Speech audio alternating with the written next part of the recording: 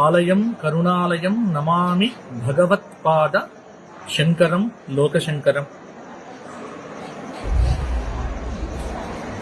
నిన్న ఒక వీడియో చాలామంది నాకు పంపించినారు. ఆ వీడియోలో ఏముంది అని చూస్తే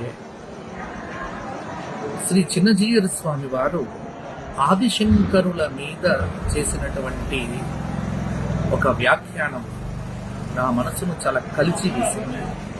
క్లుప్తంగానే ఇక్కడ నేను చెప్తాను.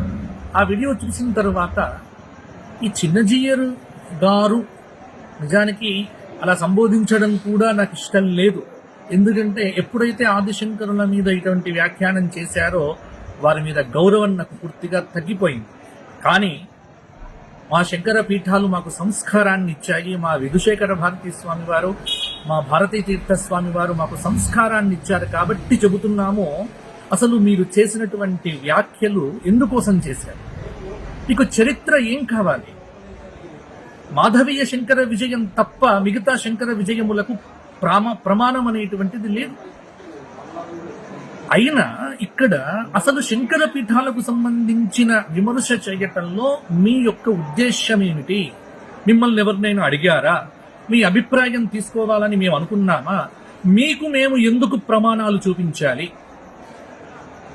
మీకు ప్రమాణాలు చూపించాల్సినటువంటి అవసరం లేదు. ప్రమాణం అంటే మా దగ్గర సవివరంగా ఉన్నాయి. అవన్నీ చెప్పటానికి ఇప్పుడు మాధవీయ శంకర విజయంలో విద్యారణ్యుల వారే రాసినారు.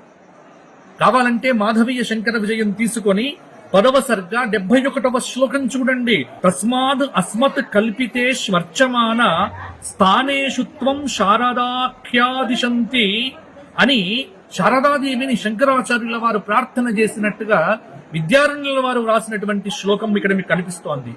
ఇదే మాధవీయ శంకర విజయంలో 6వ సర్గలో 51వ శ్లోకంలో శివుడు శంకరుడితో చెప్పినటువంటి ఒక శ్లోకం తెరిచి చూసుకోండి. మీకు 12వ సర్గలో 68వ శ్లోకం శంకర భగవత్పాదుల వారు శృంగేరిలో ఇంద్రభవనాన్ని తల్పించేలా శారదాదేవి యొక్క ఆలయాన్ని నిర్మించారు అనేది 12వ సర్గలో 68వ శ్లోకం.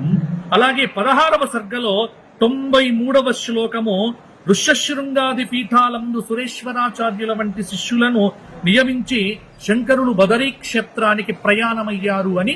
ఇప్పుడు నేను చూపిన ప్రమాణాలన్నీ మాధవీయ శంకర విజయం, అంటే విద్యారణ్యుల వారు వ్రాసినటువంటి శంకర విజయం. ఇది చదివితే మీకు అర్థమవుతుంది.